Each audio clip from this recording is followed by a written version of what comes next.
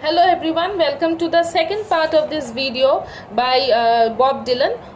We are studying the poem today, John Brown. So in the first part of the video, you have observed that I tried to analyze and describe it for you, the background, a little bit of the authorial details and the theme of the poem, and also the poetic devices that has been used in the poem. So I hope you have, and you should rather go through the first part before moving on to the second part, and the link of the first part is also given in the description section of the second part of this video. Here we will cover the rest of the poem. So without much ado, let's head straight on to the next lines that are there. This poem is simply an anti-war poem, and the lines are not very much difficult because the meaning simply stares out at your face, and you will very well understand what the poet is trying to tell. Then the letters ceased to come. For a long time they did not come. They ceased to come for about 10 months or more. Then a letter finally came saying, "Go down and meet the train. Your sons are coming from the war." She smiled and went right down. She looked everywhere around, but she couldn't see her soldier son in sight. But as all the people passed, she saw her son at last. When she did, she could hardly believe her eyes. Oh, his face was all shot up, and his hand was all blown off, and he wore a metal brace around his waist. He whispered kind of slow, in a voice she did not know, while she couldn't even recognize his face. So such a shocking picture we witness at the very first lines of the second part of this video. It strikes us quite hard. Okay, so now we are going to study it in a bit detail. So ceased here means stopped. So in the first two lines of this second half, we see that there was no news about John. We realize that John was not able to inform his mother about any of the details, the way he was trying to send the details so long, or the way he was trying to communicate for so long. They ceased to come. The letters ceased to come for about months or more, and then a letter finally came. Then there was a letter that finally came, which asked her mother to come down and meet him at the railway station because her son was returning. The mother smiled at the thought of seeing her soldier son, who was returning home after being victorious in the war, and went right down to the railway station because she was probably overjoyed to see her son after the communication totally ceased between the two of them. She smiled for two reasons: pride and the joy at the thought that her son is coming, and her son as a soldier is coming back. She's obsessed with this idea of her son being a soldier. So she looked down everywhere around. So naturally she frantically searched for her son, who was out there for so many long days, without much communication, because the letters had stopped for 10 months or more. But she could not see her soldier son in sight. This line foreshadows how only after a short while she would not be able to lay her eyes upon him. So at the first sight only, she is not being able to see him. She is not being able to find him, and finally you will see that in the later part, as I read, that she will not be able to recognize him, and that will come very soon. But as all the people passed, she saw her son at last. So finally her son made his appearance. When she did, she could hardly believe her eyes. The present state of John shocked her. She was beyond any kind of words or any kind of expression. It was a simple state of shock. In the following lines, the brutality of the war is all too evident. And here Bob Dylan draws a sharp contrast between the John that went off to fight a war, and the John that has returned.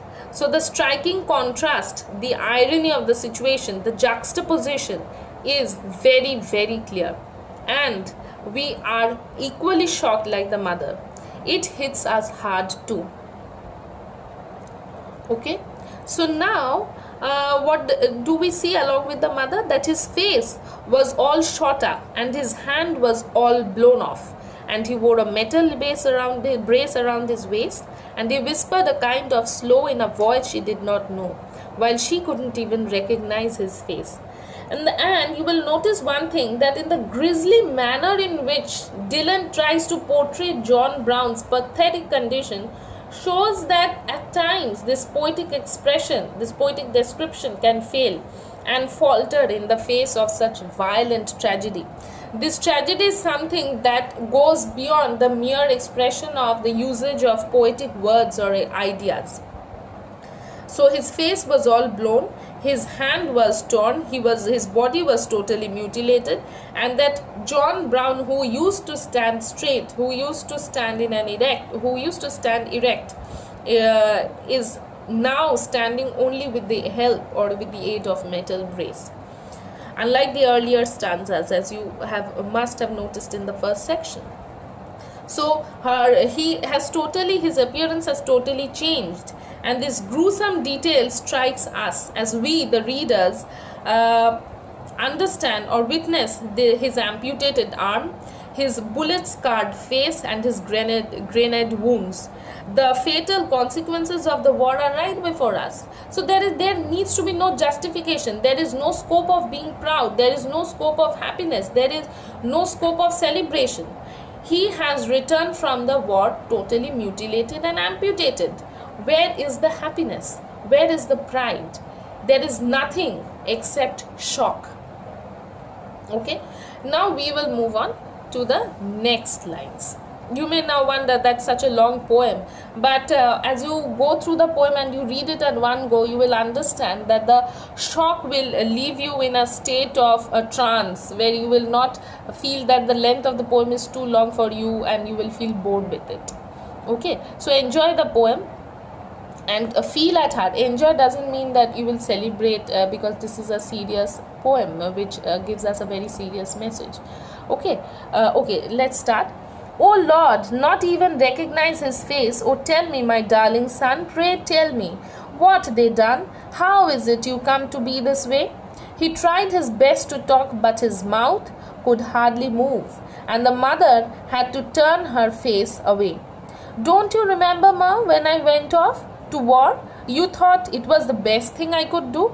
I was on the battleground. You were home, acting proud. You wasn't there standing in my shoes. So you will see. Okay, I'll tell this later. Let's move first. Read the first part. So there is this exclamation. This part starts with the exclamation, and the mother is asking her son, that with a tone of despair and helplessness, that what is it? What has happened to you? Why are you in such a pitiful condition? And he tried to answer, but the way he was trying to answer, there was a lot of pain there, because his voice was choked. He was not being able to utter much words. He was only being able to whisper. That shows that in the face of irrational and unthinkable destruction, language seems to dissipate. Language seems to just dissolve and disappear. There is no language. Only that comes out is merely a whisper. Only that comes out is merely a tone where it goes beyond any kind of language, any form of expression. And the mother had to turn her face away, and the whisper, she couldn't bear that, and she had to turn her face away. So the colossal pride, the boastfulness is now punctured, and the juxtaposition is very clear in these lines with the ones where she sends him happily away. So that is totally has totally gone down the drains. It does not exist anymore. It does not matter to her anymore. Now, very straightforwardly, John Brown addresses his mother, and you can tell that he is charging his mother, and you will understand that it is of very much significant, and it is for no reason that he is not charging. There is a number of states, and he is trying to portray to us also, the readers, that how serious war is. So addressing his mother, what does he tell? Don't you remember, Ma, when I went off to war? So in these lines and also in the followings, you will see that he is relating the brutality of the war, where the so imagined arena of the glory turns out to be a hellhole. It is simply a hell where there is nothing but bullets, guns, fires, killing, bloodshed. That's it. And enemies too, so as to you can call them.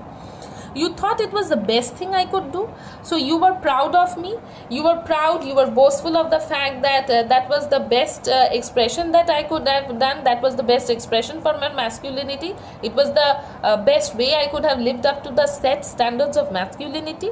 I was on the battleground, it was me. John Brown is telling that it was me who was on the battleground. And what were you doing, Ma? What were you doing? You were just sitting at home and acting all proud. You were just thinking of your son who was trying to fight a war, was fighting a war not only physically but also with life and death, where he did not know whether he would live and come back alive to his mother. You were all acting proud. And in the above lines, he reminds his mother how, when he set off for the war front, she thought it was the best thing. And while he was fighting, she was all acting proud. And we realize that this usage of this acting proud, this expression, it is because she, the mother, did not fathom the grievousness of the situation and the horrors that Brown was subjected to. The grievousness of the situation is not totally deciphered by his mother. Now you will notice one interesting expression that has been used here, and that is wasn't. This is a non-standard expression. Actually, or generally, we used weren't. W-E-R-E-N', weren't. And this line suggests the condition and the outlook of most people. We are sitting back at home, or probably we are keyboard warriors or living room critics, where we sit in our sofas comfortably and criticize that so and so thing could have happened, so and so things did not happen. But we are not in the shoes of the people, not in the shoes of the soldiers who are fighting the war there, down there. The situation that they are being subjected to. We are only acting proud that so and so things have happened, so and so things should have happened, and just criticizing. Okay, now we'll move on to the next part. Oh, and I thought when I was there, God, what am I doing here? I am trying to kill somebody or die. But the thing that scared the most, or die trying. But the thing that scared me most was when my enemy came close and I saw that his face looked just like mine. Oh Lord, just like mine. And I couldn't help but think, through the thunder rolling and stink, that I was just a puppet in a play, and through the roar and smoke, string is finally broke, and a cannonball blew my eyes away. As he turned away to walk, his ma was still in shock at seeing the metal brace that helped him stand, but as he turned to go, he called his mother close and he dropped his medals down into her hand. So the final part is also equally important, and not only the final part, the entire poem is equally important, as you see that you cannot leave out one and study the other, because every part is interlinked, because one is the action and the other is the reaction to the other. So what is John Brown telling?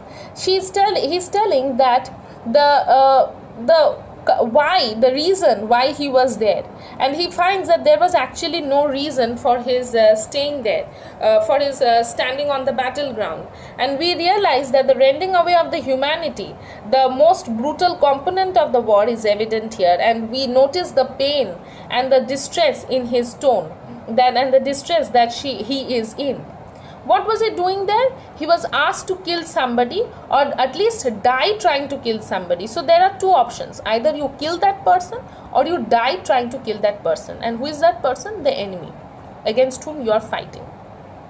So this somebody, you will see in the next lines, that this somebody is a soldier like him, who looked like him, not actually on the physical terms, but suffering, facing the same fate that he was in. The horrific details show that, and I saw that his face looked just like mine. The scary thing that shocked him was, or the scary thing was that his face looked just like mine. and this shows that they are merely puppets following the general's orders. And not only the soldiers but also the countrymen are the worst victims of it. They are the worst sufferers of the war, the battle that they are in, because no one faces greater loss than the countrymen, that who are there, who some realize that and some do not realize that, but nevertheless they are affected. O Lord, just like mine. So the idea of glory and bravery are simply hollow words which act as the means of procuring the cannon fodder. So it only acts as feeding the cannon balls that are thrown to long distances to destroy the enemy's camps, the sheds, or the enemies, whatever it is, the bunkers, as you may call it, or whatever you can name it. So only it is the glory and the pride that feeds those cannon fodders and nothing else. It does not add any kind of glory to your life. It does not add any glory to the medals that you will win to decorate your walls, as you will see the later also. And I couldn't help but think through the thunder rolling and sting. Thunder rolling refers to the thunder of gunshots, and sting here refers to the stint reeked the air of burning and dead soldiers that all blent in the red burial. Why the red burial? Because it's blood all around. The amount of the bloodshed, the dead bodies, piling up of the dead bodies, accompanied with the gunshots, accompanied with the shots of cannon and everything, all stinks the air. And in this midst of this contemplative situation where he was lost in thought, where he was trying to analyze the situation, in that very brief moment, the cannon string, the string that is used to attach the cannonball, that is finally broken, and the cannon hits him. It blew his eyes away. So he is struck in his eyes, and his eyes have been blown away. As he turned away to walk, his ma was still in shock. So his narration was complete. He has stated his reason. He has given the reason for his present state, his broken physical stature and also mental stature. As his mother asked him that who made or what made him in such a stature, he gave the answer, and now he turned away to walk. And his mother is still in that state of shock. She is still thunderstruck. Her belief has finally made her see that her son is now in bits and pieces, who can only stand with the aid of metal brace. At seeing the metal brace that helped him stand, but as he turned to go, he called his mother close, and he dropped his medals down on her hand. So these medals you may read as metals. They are without any value. You may carve out any medal and decorate in your house, and they will not be regarded as you have, or called as, okay, you have won laurels in so and so things. So these his so-called winning of laurels on the battleground following the general's orders are of no value, because he has won them at the cost of some lives that he has killed. What is the use of winning laurels? What is the winning, what is the reason? What is the use of winning wars when there is no peace, when there is no respect for humanity? What is the result of this? And this poem leaves us with the following points. You can say that I have summarized, or the following understandings, you may note it, that it does not leave any trace of happiness in his mind. It leaves him shattered both physically and mentally. He has no attachment towards his medals, because he was asked to do and he has done it. That's it. And all the soldiers and the countrymen who are the victims of war realize this. His mother's wish is fulfilled. She gets to decorate the walls, but in the process of decorating the walls, she has lost her son. The strong, erect, healthy, happy son she has lost, because she returns to him in a dilapidated, amputated, mutilated condition. So that brings us to the end of the poem. I hope you will understand this. Read the poem very carefully, because the meanings stare, or rather you can say that it glares at our face very strongly. If you have any doubts, feel free to ask in the comment section, and please Do like, share and subscribe if you haven't, because a huge surprise is waiting for all of you, and I hope you will be a part of it once the membership reaches the 100 mark. Because if I expand, you will also expand, our family will also expand along with us. Do keep supporting. I hope you will like this video, and once again, just a reminder, please like, share and subscribe, so that all the learners who are so eager to learn, I can reach out to them, you can reach out to them, and they get to know what we are trying to work on. Okay, thanks for watching, keep supporting, and happy learning.